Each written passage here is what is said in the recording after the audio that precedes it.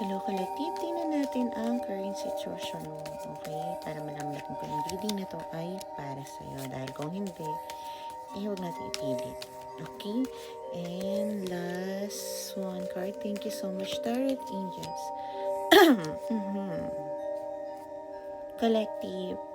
You think ang overall energy mo is time is running out. Okay? Yung deadline na hinahabol mo. At may mga bagay pa nagpapatrigger sa'yo.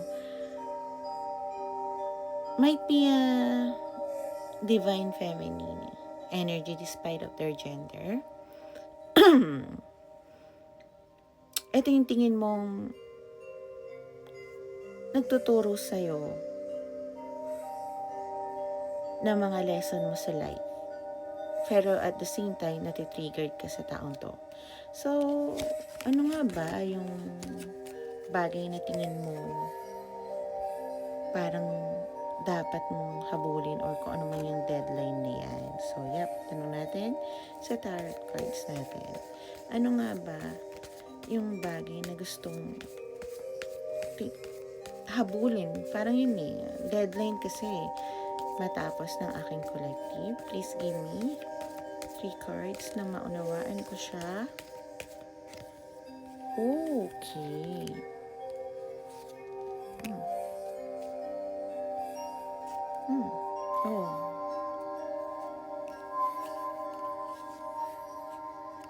Gusto mong habulin magkaroon ng bagong brand new beginnings, okay? Gusto mong bigay ng good news or creative sparks ulit sa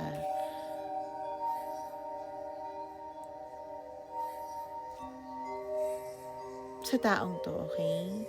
Gusto mong isisi yung opportunity na yun. Once na magkaroon ng pagkakataon, Gora, magsasabi ako ng totoo, sasabihin ko tong mga to, yung mga nagbago, walang eme-eme, okay? Kung relate ka doon sa words na yun. Dahil Libra, Aquarius, fire sign, and Scorpio might be resonate. 13, number 4. Dahil gusto mo na talikuran yung kung anong heartbreak yung nararamdaman mo. Kung ano yung nagpapasad sa'yo, kung ano man tong unhappiness. Kasi you're going towards the transformation at yun din yung naiintindihan mo. Kaya ka nasaktan. Kasi alam mo na it was meant to be na may mabago sa'yo. Okay? At ito yung spiritual awakening mo, transformation mo. Kailangan mo kasi may mga i-let go na bagay at baguhin. Endings,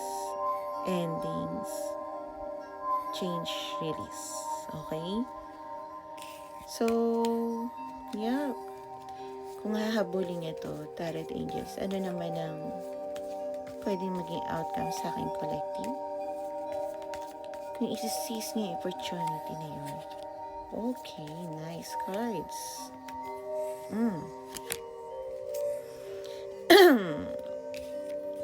Tama. Guguho lahat yung mga bagay na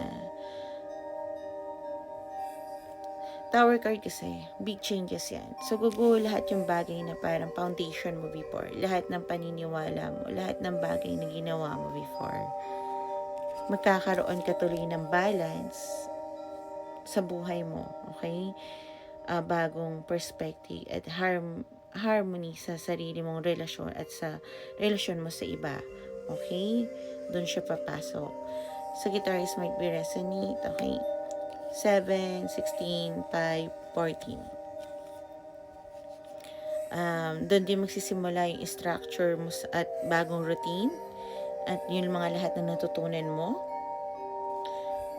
Matututo ka na rin mag-detach sa mga bagay na alam mong hindi naka-align sa'yo. At mas magkakaroon ka ng moral at honesty sa sarili mo. Parang sa mga iiwanan mo, nakasuot ka lang ng maskara doon, no? At bibitawan mo ang lahat ng bagay na akala mo nagpasaya sa'yo, pero hindi pala. Okay? So, yeah, tingnan naman natin. Very straightforward, parang short reading lang to. Nice reading for you. Okay, tingnan naman natin ang gusto sabihin na guide sa aking collective. Please, Tarot Angels, give me 3 cards. Ang gustong sabihin ng aking ng kanyang guide sa aking collective. I'm so sorry. King.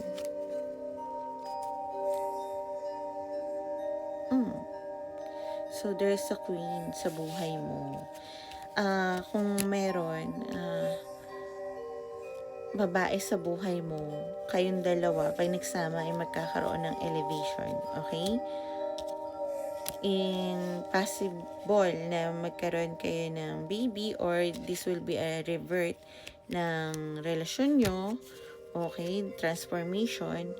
At matutupad kung sino man ang masculine energy dito, matutupad yung wish nun. So, sinasabi din na kung mahal na mahal mo ang taong to, you need to transform yourself para matupad yung wish mo kung ikaw yung masculine energy. So, I hope this help collective and make a better choice. Bye!